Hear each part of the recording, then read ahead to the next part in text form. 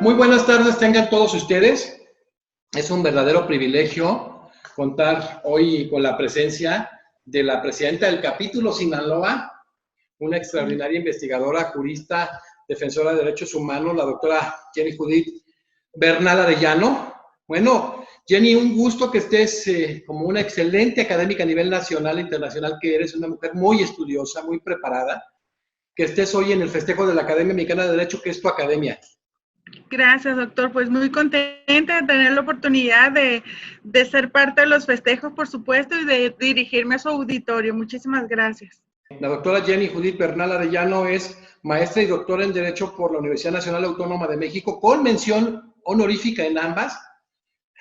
Doctorado en Derechos Humanos por la UNED España. Es egresada del 32º curso interdisciplinario en Derechos Humanos en San José de Costa Rica. Laboró en el Instituto de Investigaciones Jurídicas de la Universidad Nacional Autónoma de México. Ha dedicado prácticamente toda su vida profesional a la defensa y capacitación en derechos humanos en la Comisión Nacional de Derechos Humanos y en la Comisión Estatal de Derechos Humanos de Sinaloa, vaya lujo para Sinaloa, lo que ha combinado precisamente con la investigación y la docencia. Ha escrito 7 libros y más de 30 artículos sobre la ciencia jurídica.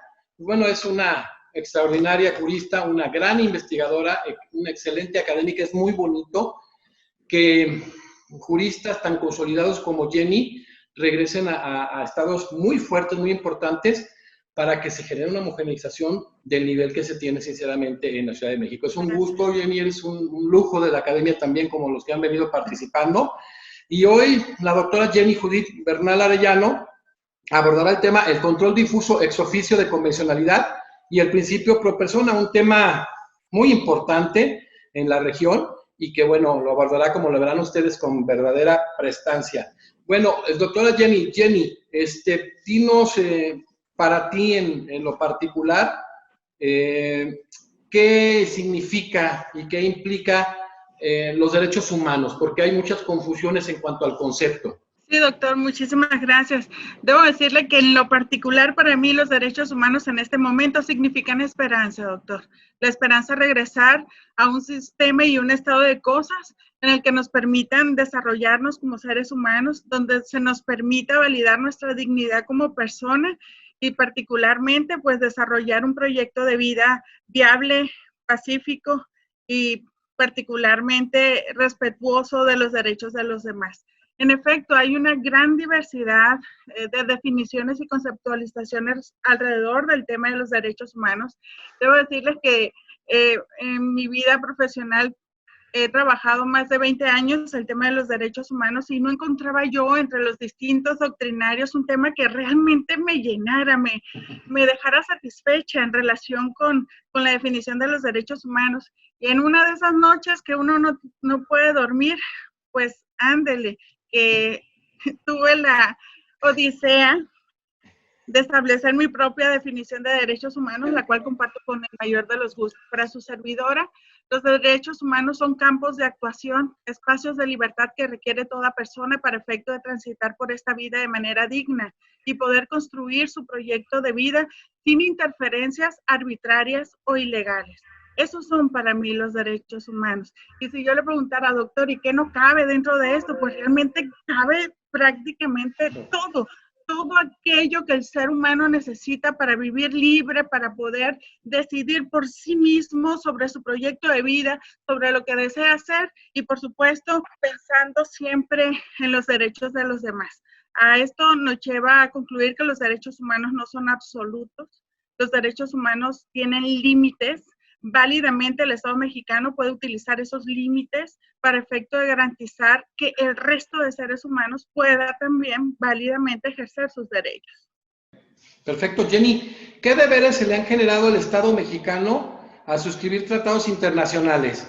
El primero y el más importante, doctor, cumplir con esos tratados internacionales. No recordemos el famoso principio pacta sunt servanda, ¿no? Cumplirlo y cumplirlo de buena fe, para empezar. 2, establecer pues todos los mecanismos necesarios para efecto de poderlos posibilitar. Si usted me preguntase, doctor, ¿cuál es la finalidad actualmente del Estado mexicano? Yo tendría el atrevimiento de decirle que la finalidad actual del Estado mexicano es la posibilitación de los derechos humanos de la persona. Y esto no lo dice Jenny Bernal porque se le ocurrió. Leemos solamente el artículo 1 constitucional y vinculado con el 133 constitucional y veremos que podemos llegar a esa conclusión, ¿no? El Estado mexicano tiene como fin primordial actualmente, y creo que siempre lo ha tenido, solo que muchas veces hemos visto más el lado policía del Estado o el lado de la seguridad pública y dejamos de lado el resto de los derechos cuando son tan o más importantes incluso que esos mismos, ¿no? Entonces, uno, respetarlos; dos, posibilitarlos, doctor; tres, homologar nuestra normativa interna con los compromisos generados con los tratados internacionales, que aquí hemos encontrado muchísima resistencia. Yo no entiendo por qué, la verdad, aquellos que hemos tenido la oportunidad de conocer el derecho internacional de los derechos humanos, pues vemos lo hermoso que es el derecho internacional de los derechos humanos, vemos la magia que existe en esos instrumentos internacionales y pensamos, bueno, ¿y por qué no? ¿Por qué la resistencia? Es lo que no alcanzo a comprender y es algo que yo comento mucho con mis estudiantes. Por favor, lean el Tratado Internacional antes de rechazar siquiera la posibilidad de voltear a verlos, porque en la conciencia del colectivo, particularmente de los estudiosos o de quienes ejercemos el derecho, se crea la idea de que estamos siendo probablemente hasta, ¿cómo decirlo? Como que le estamos faltando a nuestro derecho interno con voltear a ver el derecho internacional cuando no es así. No, todavía es increíble, pero hasta nuestra corte lo discutió en el 912/2010 varios, que si estábamos violando la soberanía nacional, dice uno, no puede ser posible que a estas alturas de la vida se esté pensando en esas circunstancias, cuando es a la inversa, doctor, cuando es precisamente a través de nuestra soberanía que optamos, decidimos como nación vincularnos con la comunidad internacional, vincularnos a través del derecho internacional de los derechos humanos y abrir una puerta, una ventana preciosa, particularmente a la ciudadanía mexicana, para efecto de acceder a esas normas internacionales que son fruto de consensos muy, muy interesantes. Pero que hay algo muy particular, mi estimado doctor, pareciera que somos dos tipos de mexicanos los que entramos en juego en esta dinámica. Un tipo de mexicanos, aquellos que van y suscriben los derechos humanos, inclusive que participan de la elaboración de los tratados, y otro tipo de mexicanos los que evitan aplicarlos y cumplirlos acá adentro, ¿no? Es decir, tenemos ante la comunidad internacional una bandera tan alta en temas de derechos humanos, pero a nivel interno, doctor, la realidad es completamente dolorosa, triste, desesperante. Pareciera que los servidores públicos, no todos, por supuesto, hay casos excepcionales. Fui servidora pública muchos años, conocí gente valiosísima, enamorada del servicio público, gente que ojalá esté ahí y se mantenga en el servicio público porque necesitamos personas con esa visión, pero hay muchos otros servidores públicos que no entienden el tema de los derechos humanos, inclusive, doctor, lo ven como algo contrario a sus propios derechos, ¿no? Lo ven como algo que les estorba, cuando, caray, son las bases mismas del derecho mexicano. Probablemente me esté excediendo en estas afirmaciones, pero no, es cierto. realmente no es cierto.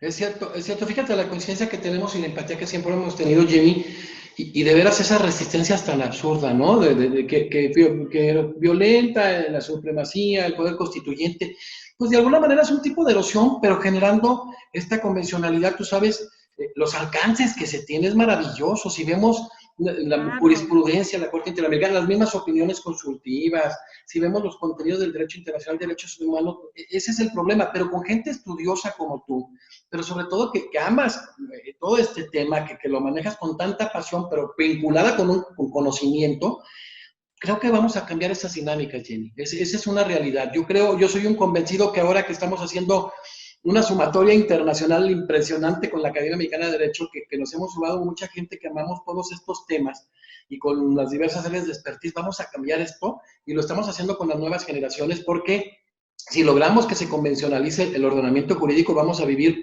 si lo cumplimos, como decías tú, el tema de la efectividad, como decía Luigi Ferraioli, ¿no? Que las democracias se miden con base a la expansión y a la justiciabilidad de los derechos fundamentales, ¿no? Si generamos todos estos mecanismos, pues vamos a vivir maravillosamente. Entonces, qué bueno que esté gente inmersa como tú, con esa pasión, pero sobre todo con ese conocimiento, porque le hacemos mucho bien a las nuevas generaciones y sobre todo mucho bien a nuestros países. Felicidades, Jenny. Jenny, ¿qué es el control de convencionalidad?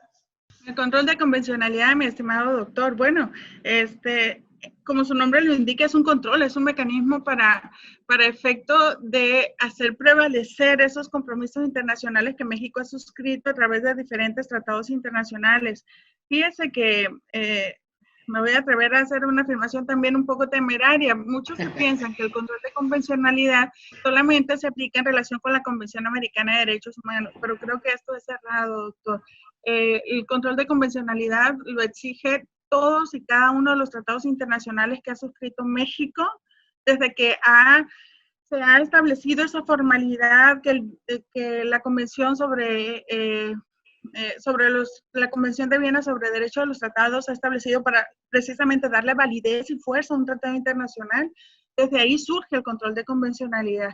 Mucho se ha dicho en relación con la idea de que el control de convencionalidad surgió en el sistema interamericano, y yo creo que no fue así. El control de convencionalidad, el doctor Sergio García Ramírez, a quien amo profundamente, fue mi maestro en la universidad, él le puso el nombre a esa obligación del Estado de adecuar tanto sus normas como los actos de las autoridades a esos compromisos. Pero creo sinceramente que el control de convencionalidad surge cuando México suscribió el primer tratado internacional.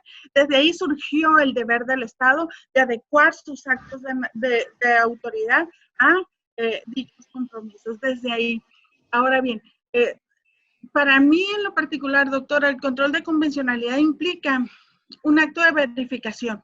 Un acto de verificación en dos grandes rubros, en dos grandes sentidos. Primero, la norma nacional. Verificar si la norma nacional es acorde con los compromisos internacionales, ¿no? Y dos, verificar que el acto de autoridad sea acorde con dichos compromisos internacionales.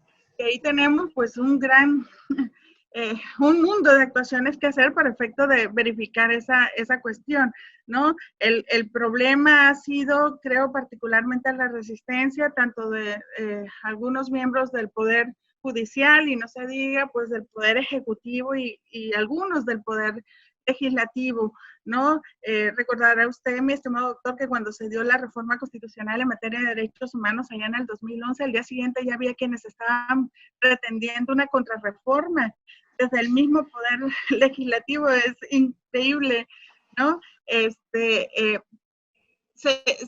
Por supuesto, este control de convencionalidad ha evolucionado. Se pensaba en un primer momento en manos del Poder Judicial exclusivamente, ha evolucionado. La Corte Interamericana nos ha dado ya directrices para efecto de establecer que esta obligatoriedad es para toda autoridad, no solamente para el Poder Judicial. Y esto ha causado muchísimas, digamos, complicaciones al interior del Estado mexicano para definir en qué sentido va a actuar cada autoridad, ¿no? Por supuesto, este control de convencionalidad tiene que hacerse en atención al ámbito exclusivo de competencias de cada persona. Un servidor público del Poder Ejecutivo no puede expulsar una norma jurídica por considerarla inconvencional. Un servidor público del Poder Ejecutivo no puede incluso inaplicar una norma, pero sí puede hacer interpretación conforme, doctor, ¿no? El juez puede inaplicar la norma, pero no todo juez la puede expulsar e invalidar, ¿me explico? Serán las instancias correspondientes que realizan control concentrado de constitucionalidad quienes puedan invalidar, inclusive expulsar una norma del derecho nacional, ¿no? Cada uno en el ámbito exclusivo de sus competencias puede, claro que puede, hacer control de convencionalidad difuso ex oficio, es decir, que no te lo pida nadie y lo tienes que hacer de manera oficiosa y toda autoridad. Esto sería maravilloso, doctor, porque todo servidor público, desde el momento mismo en que toma protesta de su encargo, se obliga a respetar la Constitución y se obliga, por ende, a respetar el conjunto de normas que forman parte del sistema jurídico mexicano, con independencia de si consideremos que la norma internacional es supra o infra, o a la par de la Constitución. La norma internacional forma parte del sistema jurídico nacional cuando ya ha pasado por ese proceso formal de creación, ¿no?, que establece el 133 constitucional. Por tanto, desde que yo como servidora pública me obligo y juro serle fiel a la Constitución y a las normas del sistema jurídico mexicano, estoy ejerciendo una autotutela, un compromiso personal e individual para cumplir con la Constitución y con los tratados internacionales. Y fíjate lo que señalas precisamente, la importancia que tiene el control, y yo creo que tú y yo tenemos mucho la idea, evidentemente, lo importante que transitó a todas las autoridades, ¿no? Porque don Sergio, pues, que gestó en el sistema interamericano, lo sabemos, y que, como dices tú atinadamente, pues bueno, esto ya se había concebido. Él, de hecho, lo quería denominar control de juridicidad o internacionalidad, y don Sergio quería que no transitara del Poder Judicial. A mí, yo como tú, Jenny, yo creo que vale mucho la pena que estén sujetas a ese control todas las autoridades, porque es fundamental el constatar precisamente los contenidos del sistema interamericano con el derecho interno, y que, como dices tú, el grave problema que tenemos a veces es la capacitación de los operadores, ¿no? Pero que esto es algo maravilloso, que nos emociona, que sabemos que si estamos estandarizados al sistema interamericano de derechos humanos, imagínate, o sea, es algo increíble. Doctora Jenny Judith Bernal Arellano, ¿cómo ha impactado este deber en el sistema mexicano? En dos grandes aspectos, mi estimado doctor, un aspecto positivo y un aspecto, creo, negativo. El positivo, bueno, pues ha abierto las puertas para que cada vez más personas se animen en incursionar estudios de posgrado, en actualizarse, en conocer a las cortes internacionales, doctor, que estaban prácticamente invisibilizadas, ¿no? Con esta idea del control concentrado de la constitucionalidad y esta idea de la jerarquización, donde se ponía a nivel infra los tratados internacionales y todo ese mundo del derecho internacional, pues lo único que era visible en nuestro país para todos nosotros era la Constitución, ¿no? Y dejábamos de fuera aspectos valiosísimos, ¿no?, que nos dan una oportunidad de ampliar de una manera impresionante el cúmulo de derechos humanos que se nos han reconocido, ¿no? No solo en norma interna, no solo en la Constitución, sino también en tratados internacionales. Ha habido una ampliación importantísima. Por ese lado creo que ha sido muy positivo en el sentido de que ha incentivado inclusive los cambios. Mi estimado doctor, actualmente soy docente en varias universidades y he visto cómo poco a poco pero se ha dado una transformación en las asignaturas, en incorporar precisamente estas nuevas dinámicas para que los estudiantes conozcan precisamente. Y por el lado negativo, mi estimado doctor, pues la resistencia que aún no alcanzo a comprender, ¿no? Esa resistencia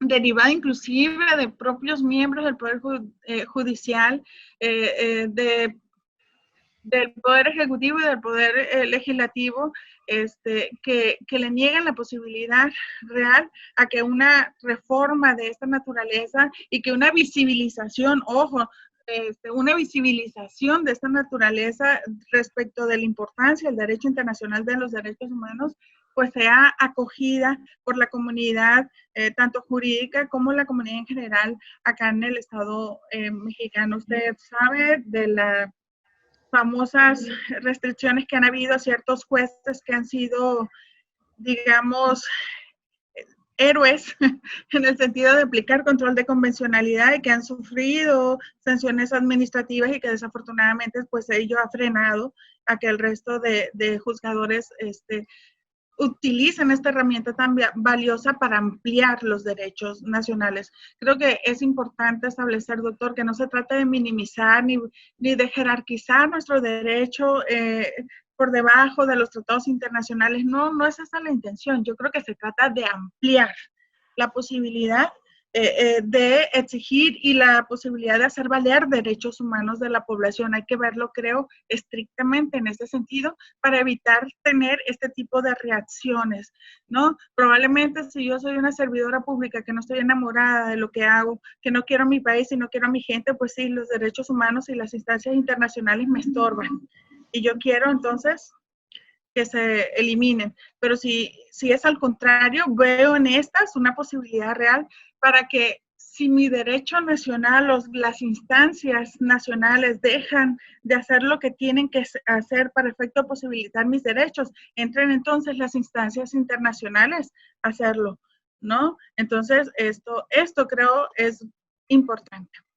Fíjate qué importante lo que señala Jimmy, por ejemplo, el tema de marcar que sí es infra y demás, y cómo realmente surgió este control de convencionalidad en casos en el 79-85 en Francia, que ellos tienen, sobre todo en el Sistema Europeo de Derechos Humanos, más el margen de apreciación nacional, allí con un par de sentencias, Sociedad Yaquet y luego la Nicolo, y que luego en México, por ejemplo, y en varias partes de la región, pues encontremos esa gran resistencia, ¿no? O sea, un criterio orientador, el tema del margen de apreciación nacional. Pasó en Argentina, que tiene el mejor control difuso de América Latina, es increíble cómo lo recibió con el caso Gordillo, lo incorporó pretorianamente de manera maravillosa.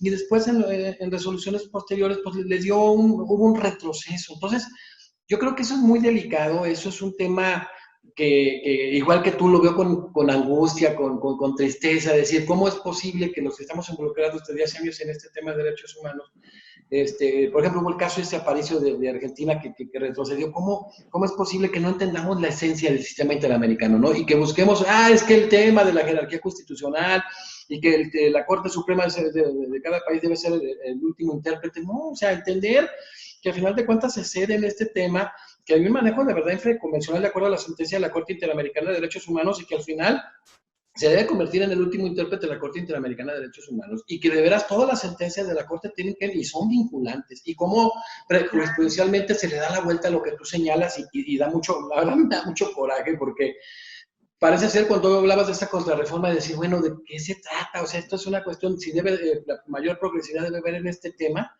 y no se ha entendido. Y bueno, quiero cerrar, doctora Jenny Judith Bernal Arellano, con un tema que manejas muy bien y que es un tema fundamental. ¿Cuáles son las implicaciones del principio pro persona? Mira, doctor, pues debo decirle que el principio pro persona viene a establecer algo muy importante en el sistema jurídico mexicano y que creo que es importante, muy, muy importante conocerlo para abatir esta resistencia a la que hemos hablado particularmente, ¿no? En mucho se trata de este recelo a resguardar mi derecho nacional y no traer derecho extranjero, porque lo vemos así, derecho extranjero, errado, porque no es derecho extranjero. México ha participado en la elaboración de los tratados internacionales, no es derecho extranjero, es un derecho que el propio Estado mexicano ha participado de su elaboración, que hemos hecho aportes maravillosos de México al mundo, ¿no? Entonces, no es un derecho extranjero.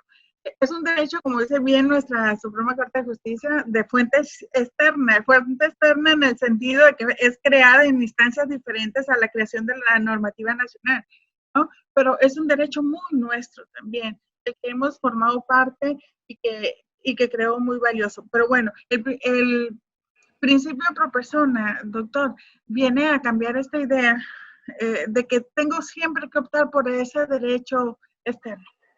No, no necesariamente. Y el principio pro persona sin duda es un criterio de interpretación muy importante que tiene que ver con la posibilidad de, ante un conjunto de normas que puedo aplicar a un caso en concreto, optar por aquella norma que sea más favorecedora del derecho o la que menos lo restrinja.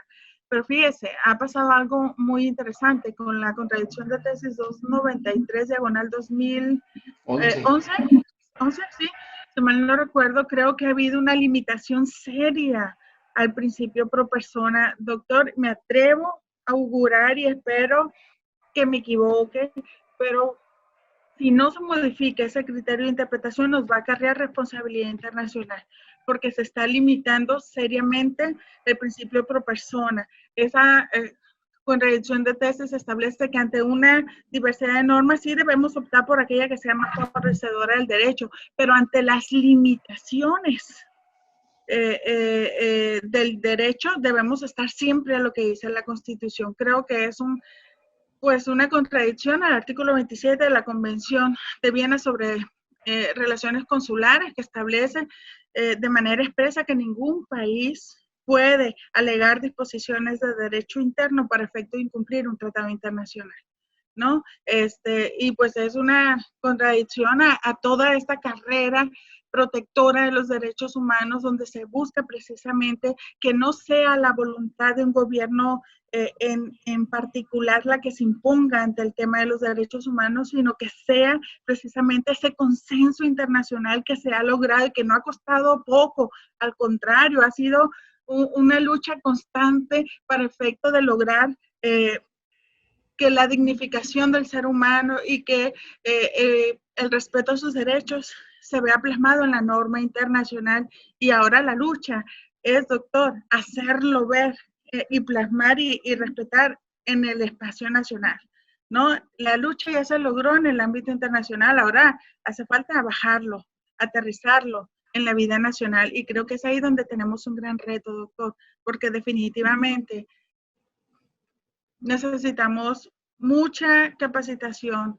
en nuestros servidores públicos. Necesitamos cambiar una serie de esquemas de ingreso al servicio público que han sido tradicionales, pero que no son los mejores, ¿no? Y que metemos al servicio público, ingresan al servicio público personas que no tienen ni siquiera idea de lo que es ser un servidor público y de las atribuciones que van a desarrollar y del impacto que esto tiene.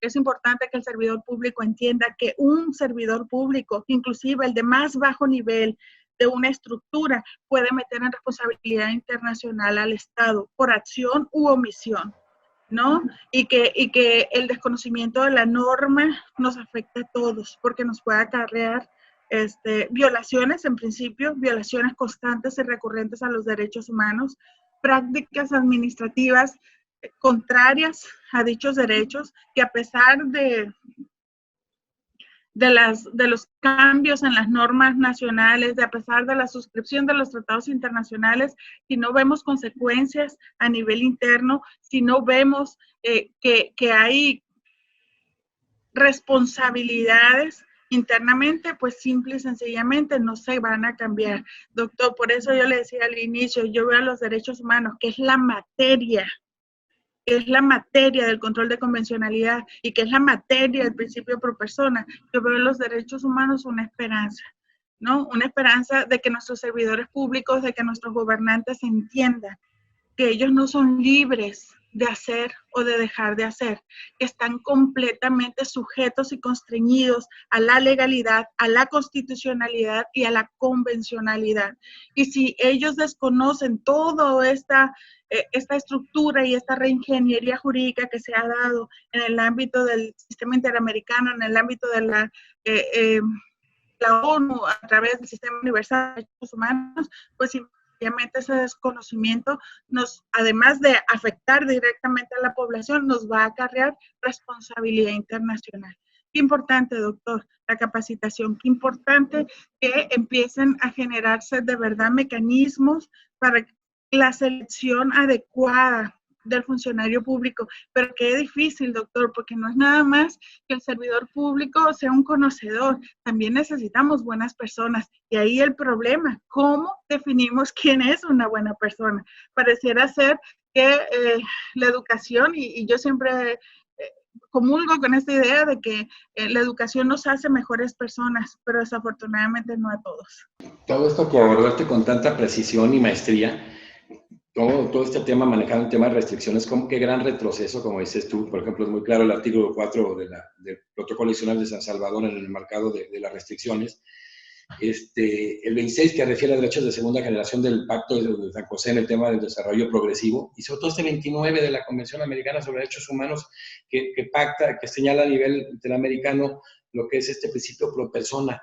Y lo grave es que parece que no se ha entendido, o si se ha entendido, como dices tú, esas grandes resistencias que nos llevan a no consolidar el sistema interamericano, a no cumplir con lo marcado en los artículos 1.1 y 2 de la Convención Americana sobre Derechos Humanos. Entonces, yo creo, de verdad, como esa esperanza que hablas tú en el tema de lo que son los derechos humanos, que la esperanza de que haya gente como tú, como otros muchos que están integrados en la academia y en otras organizaciones muy valiosas, netamente académicas, para que en las universidades, en general en un sinnúmero de lugares, se lleve lo que muchas veces tendría que llevar una de las funciones precisamente de la magistratura constitucional, que es esa pedagogía constitucional. O sea, sí está bien preparar a los operadores, es fundamental, pero como señalas tú, esa voluntad que se tenga, ¿no? Porque hay mucha gente que lo conoce a la perfección, y tú y yo lo sabemos, pero siguen con esa terrible resistencia y que a final de cuentas, si no se cumple con esos estándares internacionales, como lo dijiste atinadamente en el caso de Eliodoro Portugal, hay responsabilidad del Estado, de cualquier Estado parte, por acción y por omisión. Entonces, existen un sinnúmero de normas que contravienen los contenidos del derecho internacional de derechos humanos, como señalas tú, no nada más en la Convención Americana, sino todo este plasmado de normatividad en el sistema interamericano, como lo enmarca la opinión consultiva 1/82, como es el intérprete y el aplicador la Corte Interamericana, pero no exclusivamente del Pacto de San José. Entonces, yo creo como tú que sí se ha venido generando muchas cosas con profesores de tu nivel, pero sobre todo de tu voluntad y de amor en el tema de los derechos humanos, y que a pesar de esas resistencias, pues nosotros empujamos hacia otra visión y generamos nuevos cuadros que luchen por este tema, porque es el tema a través del cual los derechos y libertades se van a hacer efectivos, porque si no va a pasar lo que decía Sagüez, vamos a caer en un sinnúmero de derechos imposibles, ¿no? Entonces, qué bueno que siempre has estado, que tratas con tanta conocimiento, pero con tanta pasión el tema. Y yo preguntarle a una estudiosa de muchos años,